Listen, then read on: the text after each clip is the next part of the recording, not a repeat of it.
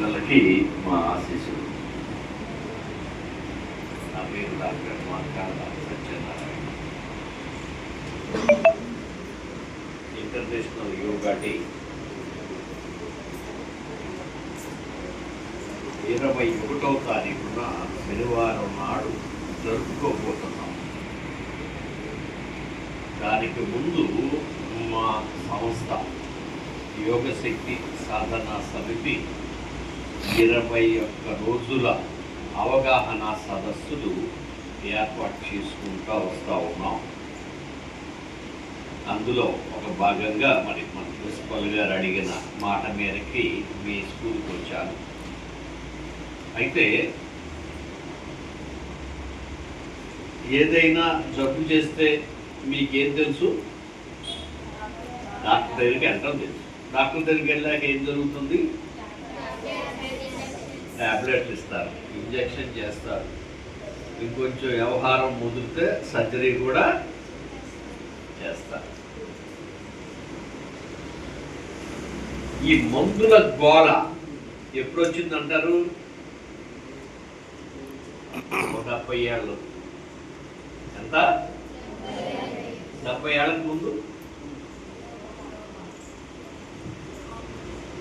ఇట్లా మందులు కాదు, మందులు లేకుండా వైద్యం జరిగేలాగా ఏర్పాటు ఉండేది. ఈ మందులు వచ్చాక అవన్నీ మరుగున పడిపోయి ఉంది. ఇప్పుడు మళ్ళీ అలాంటి విధానాలని తెలుసుకోవలసిన పరిస్థితి వచ్చింది. ఎందుకు వచ్చిందో చెప్పి ఆ తర్వాత ఈ విధానం కొంచెం అర్థమయ్యేలాగా చెప్తా. రీసెంట్గా అమెరికా నుంచి 2 డాక్టర్లు వచ్చి కలిశాను. 2 డాక్టర్లు. అందులో ఒక డాక్టర్ MBBS వెళ్ళింది, అమెరికాలో ఉండి చేసుకుంది. అక్కడ కొన్ని సంవత్సరాలుగా అక్కడే ఉంటా ఉంది. ఆ అమ్మాయి రీసెంట్గా సెలవుల కోసం ఇండియా వచ్చింది. అమ్మాయి బాధ ఏంటంటే నా దగ్గరికి రావడానికి కారణం విపరీతమైన నడుము నొప్పి, నిద్ర పట్టట్ల. దాంతో ఆవిడ ఇక్కడ ఆర్థోపెడిక్ డాక్టరు, ఓ నరాల స్పెషలిస్టు, ఓ సైకాలజిస్టు దగ్గర చికిత్స తీసుకుంటారు. ఇలాంటి పరిస్థితుల్లో ఆవిడ బంధువు ఒక ఆయనకి నేను తెలుసు, నా దగ్గర తీసుకొచ్చాడు. తీసుకొచ్చి చెప్పాడు,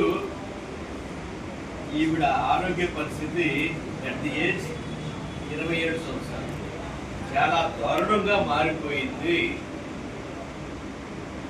కాస్త మీ పద్ధతిలో అంటే మందులు లేకుండా వైద్యం చేసి కాస్త ఈవిడికి ఉపశమనం కలిగించండి అని చెప్పాడు. ఆ అమ్మాయిని మామూలుగా చెప్తే వినేది కాదు. ఆ చెప్పిన అతను చాలా పెద్ద ఆయన కాబట్టి ఆయన మాట తీసివేయలేక వచ్చింది. మొదటి గంట ట్రీట్మెంట్ మేము 1 గంట పాటు చేస్తాం. జనరల్గా ట్రీట్మెంట్ 1 గంట చేస్తే ఆ రోజు హ్యాపీగా నిద్రపోయింది. 2వ రోజు ఎలాంటి నొప్పి లేదు.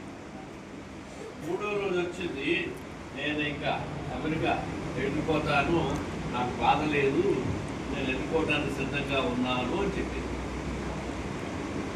సరే నేనేం చేశానంటే తను కొన్ని చిట్కా చెప్పి మళ్ళీ ఈ వ్యాధుల బారిన పడకుండా పంపించాను. వెళ్ళి 1 నెల రోజులైంది, ఇంతవరకు బాధ లేదు. ఇంకొక డాక్టర్ వచ్చింది. ఆవిడ వచ్చింది ఎందుకంటే తన కోసం కాదు, వాళ్ళ మదర్ మా దగ్గర మోకాళ్ళ నొప్పులు చికిత్స తీసుకుంటా ఉంటే దానికోసం వచ్చింది. నేను అడిగింది, మా దగ్గర బోల్డ్ మందులు, బోల్డ్ వ్యవహారాలు, టెస్టులు, కానీ మా అమ్మ మిమ్మల్ని ఎందుకు ఎత్తుకుంటా వచ్చింది, ఇక్కడ మందులు వేయరు కదా, ఎట్లా మీరు వైద్యం చేస్తారు అని అడిగింది. సరే నేను వివరంగా చెప్పాను. ఏంటది, మన ఒంట్లోనే అన్ని రకాల మందులకు సంబంధించిన శక్తి కేంద్రాలు ఉన్నాయి, వాటిని నొక్కి లేదా గుచ్చి చైతన్యపరిచి ఆ వ్యాధి తగ్గేలాగా చేస్తాము అని వివరంగా చెప్పాను. చెప్పిన తర్వాత ఆవిడ అడిగాను, అమ్మ నువ్వేం చదువుకున్నావు అని అడిగాను. అబ్బో నేను చాలా పెద్ద చదువు అంది. ఏంటన్నా, నేను రేడియాలజిస్ట్, ప్రపంచంలో ప్రఖ్యాతి చెందిన అవయవాల మార్పిడి కేంద్రానికి నేను రేడియాలజిస్ట్ గా పనిచేస్తున్నాను అని చెప్పి, ఏ పార్ట్ అయినా సరే, హార్ట్ అయినా, లివర్ అయినా, కిడ్నీ అయినా సరే మేము బ్రహ్మాండంగా మార్చేస్తాం అని చెప్పి. చెప్పండి. అమ్మ నీ ఆరోగ్య పరిస్థితి చెప్పుకోవాలి. ఆల్రెడీ కార్పొరేటర్ తీసేశారంటే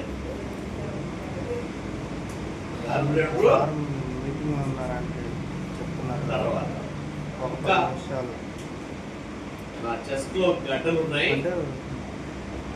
300 నాకు 40 సంవత్సరాల వయసు వచ్చే వరకే నా చెస్ట్, 40వ సంవత్సరం వచ్చే నాటికి ఇది ట్రాన్స్ప్లాంటేషన్ చేసుకోకపోతే అది ఏం జరుగుతుందన్నా, మా ఇన్సూరెన్స్ కంపెనీ వాడు నాకు ఇన్సూరెన్స్ ఇవ్వడంట. అంటే రాబోయే కాలంలో ఇన్సూరెన్స్ కంపెనీలు కూడా భయపడి పార్టులు మార్పించేలాగా ఇప్పుడు ప్రపంచం మారిపోతుందన్న విషయం వీళ్ళందరూ కూడా తెలుసుకోవాలి. ఎందుకు ఇంత పెద్ద సమస్యలు వస్తున్నాయి? ఎప్పుడు లేని విధంగా సర్జరీల బారిన పడేవాళ్ళు ఎక్కువైపోయారు. పార్టులు మార్పించుకోవాల్సిన పరిస్థితి వచ్చేస్తా ఉంది. క్యాన్సర్లు పెరిగిపోయినాయి, అర్థంతర సావులు పెరిగిపోయినాయి.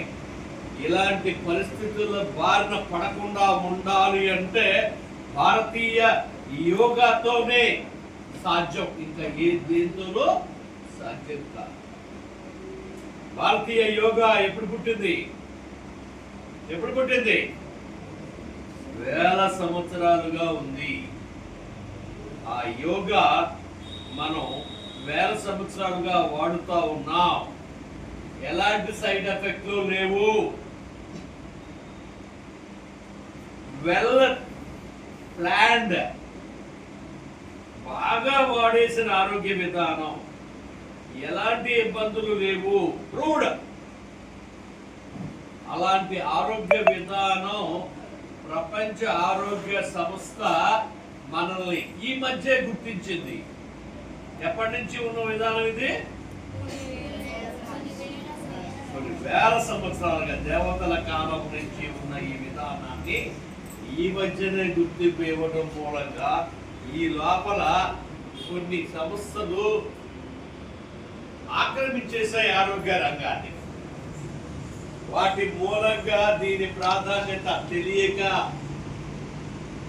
చాలా మంది అనేక సైడ్ ఎఫెక్ట్ల బారిన పడి నష్టపోతున్నారు, కష్టపడుతున్నారు, శక్తిహీనులు అవుతా ఉన్నారు. అలాంటి పరిస్థితుల్లో మన నరేంద్ర మోడీ గారు 2014లో తను ప్రైమ్ మినిస్టర్ అవగానే మొట్టమొదట వరల్డ్ హెల్త్ ఆర్గనైజేషన్ ఫరో హెల్త్ సెంటర్ ని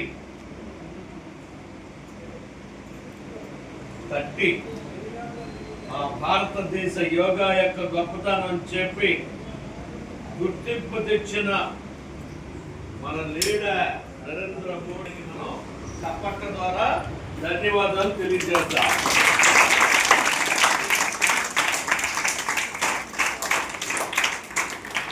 ఇంకో విషయం చెప్తా మీకు. కరోనాకి చాలా చాలా మంది చనిపోతున్నారు అనే వార్తలు విన్నాం మనం. ఇది కూడా చిన్న పిల్లలకి. వరల్డ్ హెల్త్ ఆర్గనైజేషన్ ఏం చెప్పింది అంటే మాట చెప్పింది. అదేంటంటే భారతదేశంలో జనాభా 140 కోట్లు. కరోనా వచ్చింది అంటే కుప్పలు తెప్పలు కూడా చనిపోతారు. పైగా ఈ దేశంలో భారతదేశంలో సరైన హాస్పిటల్స్ లేవు. అమెరికాతో పోల్చుకుంటే మీ దగ్గర ఉన్న హాస్పిటల్స్ చాలా తక్కువ. పైగా ఒక రూల్ పెడితే 6 ఏళ్ల వరకు ఇక్కడ జనం అలవాటు చేసుకోలేరు. కాబట్టి చాలా జాగ్రత్తగా ఉండండి అని వార్న్ చేశారు. కానీ వాస్తవాన్ని తిరిగి చూస్తే ఎక్కడైతే హాస్పిటల్స్ ఉన్నాయో అక్కడ జనం కుప్పలు తెప్పలు చచ్చిపోయారు. భారతదేశంలో కూడా హాస్పిటల్కి వెళ్ళి వాళ్ళు బాగా ఖర్చు పెట్టి వాళ్ళే చచ్చిపోయారు. గమనించారా?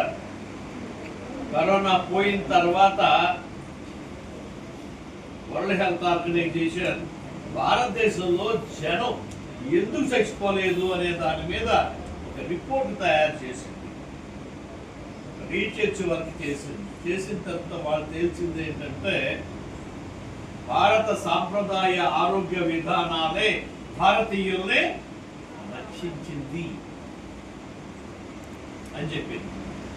ఇప్పుడు వాళ్ళు ప్రపంచంలో ఎక్కడా లేని విధంగా భారతదేశ సాంప్రదాయ ఆరోగ్య విధానాల మీద పరిశోధన చేయడానికి గుజరాత్ భావనగర్ లో మొట్టమొదటి సెంటర్, రీసెర్చ్ సెంటర్ స్టార్ట్ చేశారు. అంటే మన సాంప్రదాయ ఆరోగ్య విధానాలు ప్రపంచంలో ఉన్న అన్ని ఆరోగ్య విధానాల కంటే గొప్పయి అని కరోనా టైంలో తేలిపోయాయి. ఇప్పుడు ప్రపంచం దృష్టి అంతా ఎవరి మీద ఉంది? భారత సాంప్రదాయ ఆరోగ్య విధానాల మీద ఉంది. అలాంటి విధానాలు అతి గొప్ప విధానం యోగా. యోగ సాధనతోనే మనం ఎట్లా ఉండొచ్చు? శక్తివంతంగా ఉండొచ్చు. శక్తివంతంగా ఉన్నవాడే దేంట్లో అయినా రాణించగలుగుతాడు, ఇంక్లూడింగ్ చదువులో కూడా. చదువులో రాణించాలంటే ఎట్లా ఉండాలి? శక్తివంతంగా ఉండాలి. ఆ శక్తివంతంగా ఉండడానికి కొన్ని చిట్కాలు నేను చెప్తాను, కొన్ని మీరు తెలుసుకుని ఫర్దర్గా ఎప్పుడూ శక్తివంతంగా ఉండేలాగా. నాకు ఇచ్చిన చిన్న టైమే కాబట్టి మనం మళ్ళీ ర్యాలీలో పాల్గొవలసింది కాబట్టి. ఇంకొకటి ఏంటంటే మోడీ గారు ఒక మంచి విషయం చెప్పారు. ఎప్పుడు కరోనాకి జనం చచ్చిపోతా ఉంటే ఆయన నా ఫిట్నెస్ మంత్ర అని ఒక వీడియో ఇచ్చాడు. మనకి ఏమిచ్చాడు? వీడియో ఇచ్చాడు. ఆ వీడియోలో ఏముందో చెప్పి అందులో చిన్న చిన్న ప్రక్రియలు మీతో చేయిస్తాయి. సరేనా? ఓకే. ఆయన ఏం చేశాడంటే ఇలాంటి కర్ర ఒకటి తీసుకుని చూడండి, యూట్యూబ్లో మీకు బాగా అర్థమైపోతుంది. ఇప్పటికీ ఉంది యూట్యూబ్లో. ఆ కర్ర తీసుకుని ఓ చెట్టు చుట్టూ తిరుగుతాడు ఆయన. ఎట్లా తిరిగాడు? ఇట్లా అనుకుంటా తిరిగాడు. ఇట్లా అనుకుంటా చెట్టు చుట్టూ తిరుగుతాడు. ఆ చెట్టు చుట్టూ తిరిగేటప్పుడు మట్టిలో, నీళ్ళల్లో, చెక్క మీద, గురకరాడల్లో చెప్పులు లేకుండా తిరుగుతాం.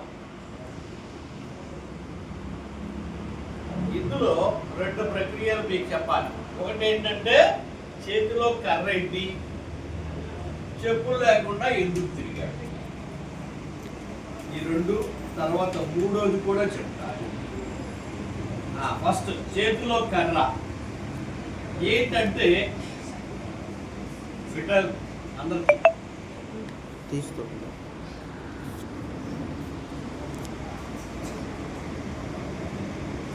ఆపు